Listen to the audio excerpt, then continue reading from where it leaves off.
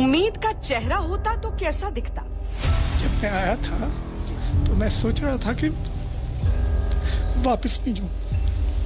इतना बुरा? हाँ, और मेरे परिवार ने भी यही सोचा था। This is a war like situation from day one. हमने एक मिशन की तरह लिया है and this is our war field where everyone is important. हौसले का आकार होता तो कैसा होता?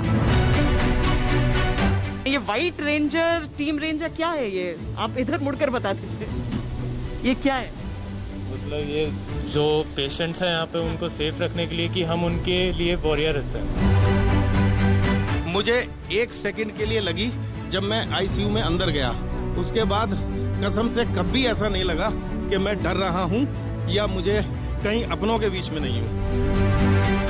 डॉक्टर कैसा आपकी सेवा? बहुत अच्छा, इसीलिए तो मैं हो गई कि अगर नहीं करते ना होती ना ठीक ना। हिम्मत की आवाज होती तो कैसी होती? आज जैसा कि आज 10 डिस्चार्जेस हुए हैं, तो बहुत ही खुशी की बात है। जब वो मुस्कुरा कर जाता है तो काफी बार तो बोलते हैं कि मुझे सेल्फी चाहिए आप लोगों के साथ, बाद में आकर मिलूंगा आपसे मैं वो। नाउमीदी के अंधेरों से उम्मीद को खींच लाने वाले, दुख और दर्द से भिड़ने वाले, टूटती सांसों को संजोने वाले हिंदुस्तान के कर्मवीर। 23 लोगों का मैं आभारी हूँ जिन्होंने हर तरीके मुझे योगदान। ये डॉक्टर तो दूर से दवाई दे रहे, मुझे देख रहे हैं, मेरे वाइटल्स देख रहे हैं, पर जो आदमी मुझे आके वहां पर सब बाथरूम करा रहा है वो तो मेरे साथ खड़ा है। नमस्कार, मैं हूं श्वेता सिंह और आप देख रहे हैं आज तक। डर से डरना नहीं है, डर का मुकाबला करना है। घबराहट के समय दूसरों को भी संभालना है। एक ऐसी बीमारी है जिसके बारे में शायद अभी भी कोई मुकम्मल रूप से नहीं जानता, लेकिन उस बीमारी से लड़ना है ताकि हिंदुस्तान जीते। जब हम सैनिकों के बारे में बात करते हैं और उनकी मुश्किलों की बात करते हैं तो लाइन ऑफ कंट्रोल पर हम बुलेट प्रूफ जैकेट में आपके लिए रिपोर्ट्स लेकर आते हैं। आज समझ लीजिए परिस्थितियां वही हैं, क्योंकि यही है लाइन ऑफ कंट्रोल जो एक और बीमारी को रोके, दूसरी ओर मरीजों की जान बचाए। किस तरीके से हमारे डॉक्टर्स ये कर रहे हैं। आज हम ग्रेटर नोएडा के जिम्स अस्पताल में मौजूद हैं और आपको इस अस्पताल और इन डॉक्टर्स की तैयारी के साथ दिखाएंगे, बताएंगे कि क्या है कोरोना के हालात। पेश करेंगे इस पर श्वेत पत्र।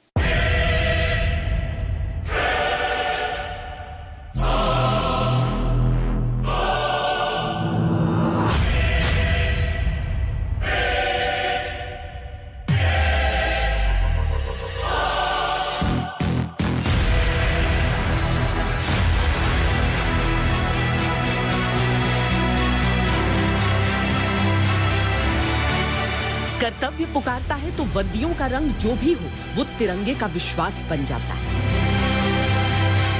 सेवा के सिपाहियों ने संकल्पों की वर्दियां पहनी। हमने भी आज उत्तरदायित्व की पीपीई किट को अपनी वर्दी बनाया है ताकि सबसे संवेदनशील, सबसे संक्रमित, सबसे संयम की जगहों पर जा सके और देश को बता सके कि कैसे लड़ी जा रही है जिंदगी की जंग। अपने सबसे आखिरी पॉइंट पर कैसे जीत रहा है देश दर्द की सबसे बड़ी चुनौती से।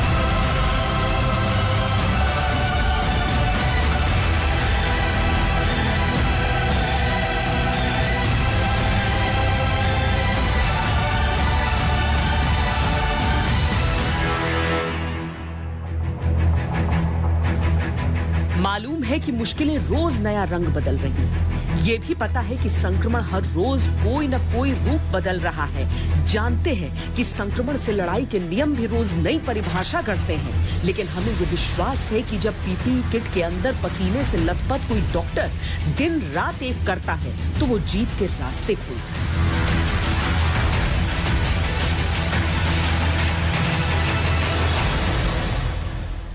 अच्छा लगता है यहाँ पे जब पेशेंट्स खुश होके स्माइल करके जाते हैं, ठीक होके जाते हैं, हमें आशीर्वाद देके जाते हैं, तो वही इंस्पिरेशन है हमारी। आज काफी लोग डिस्चार्ज हुए, इस बात की खुशी है।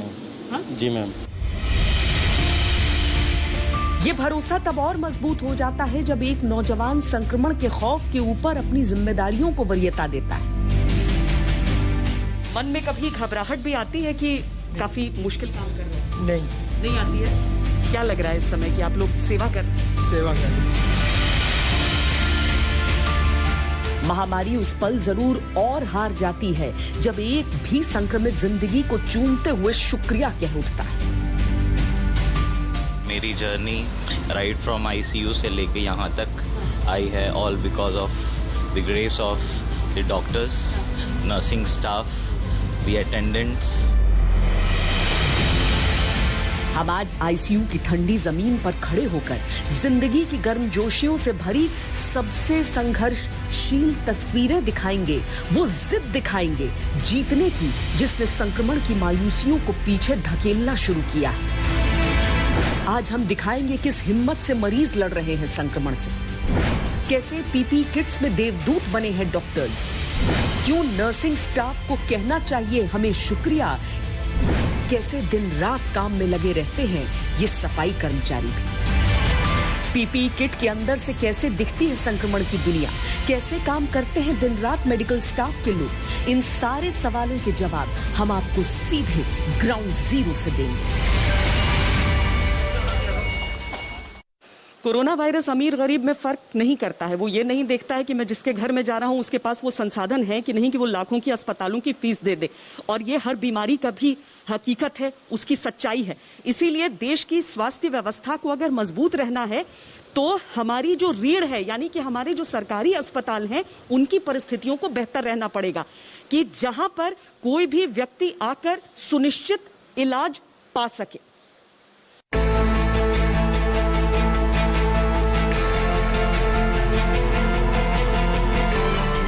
व्यवस्थाओं के साथ जब संकल्प और संकल्प के साथ जब जीवन का उद्देश्य सेवा भाव से जुड़ जाता है तब सरकारी अस्पताल भी ऐसे हो सकते हैं। सिर्फ प्राइवेट अस्पतालों के साथ ही बेहतर सुविधाओं की जो सोच आम जनमानस के मन में जुड़ी है वो ग्रेटर नोएडा के इस जिन सरकारी अस्पताल में आकर बदल सकती है। शर्त बस इतनी सी है कि जिंदगी सिर्फ एक केस न समझी जाए, इलाज करने की प्रक्रिया सिर्फ नौकरी का हिस्सा न हो।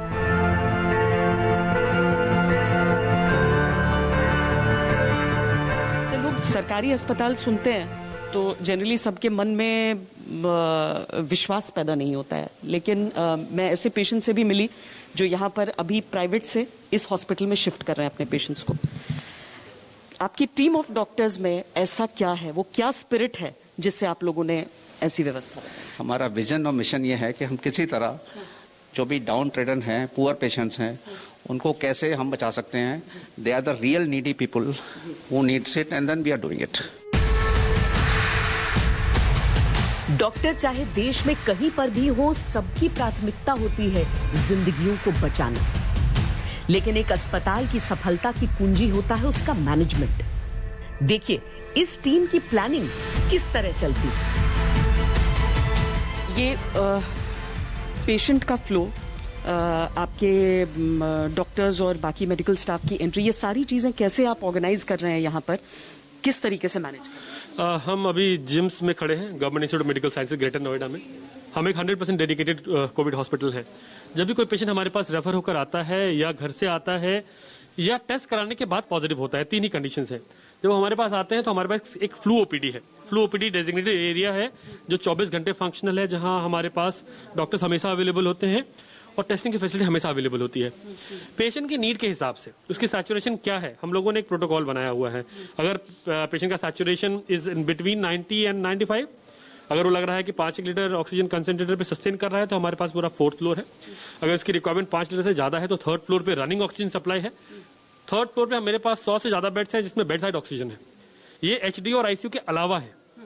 और उसके बाद अगर पेशेंट कोई 3rd फ्लोर पे डिटोरिएट करता है, उसकी रिक्वायरमेंट 10 लीटर से ज्यादा बढ़ जाती है 15 लीटर से, तो उसे हम एचडीयू में या फिर आईसीयू में शिफ्ट करते हैं। प्रबंधन के स्तर पर इस अस्पताल ने बहुत बारीकी से काम किया है और एक अनूठा प्रयोग भी यहाँ पर किया गया है। चाहे कोरोना की पहली वेव रही हो या फिर दूसरी लहर, मेडिकल स्टाफ भी संक्रमित होता रहा।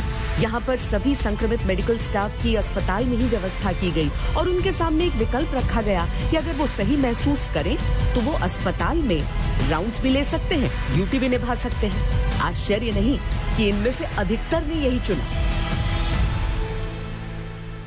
हमारे खुद के हॉस्पिटल के सीएमएस एडमिट हो गए, उनके फादर एडमिट हैं, उनके मदर एडमिटेड है, उनकी फैमिली पॉजिटिव हो गई और वो फिर भी पेशेंट देख रहे हैं। जब अभी कल ही निकल कर आए हैं, कल तक वो पेशेंट देख रहे थे वार्ड के अंदर, अब वो वार्ड के बाहर देख रहे हैं। इस अस्पताल के डायरेक्टर भारतीय सेना में ब्रिगेडियर रहे। उन्होंने सेना के उसी अनुशासन में अपनी पूरी टीम को ढाला। देखिए, this is a war like situation from day one. हमने एक मिशन की तरह लिया है, and this is our war field where everyone is important. So everybody, I think we are taking all tactics, strategies, motivation. एक साल पहले हमारा इतना नॉलेज नहीं था, लोग डरे हुए थे। पहली वेव ने हमें काफी कुछ सिखाया है। पहली वेव में भी हम लोगों ने पहले से ही तैयारी कर रखी थी, खासतौर से ऑक्सीजन, हमारा इंफ्रास्ट्रक्चर। हमने एक 10 बेड से अपना आइसोलेशन वार्ड शुरू किया है। उसको लेते लेते जैसे जरूरत पड़ी, सेकेंड वेव में हमने 450 बेड तक हमने इंक्रीज कर दिया है।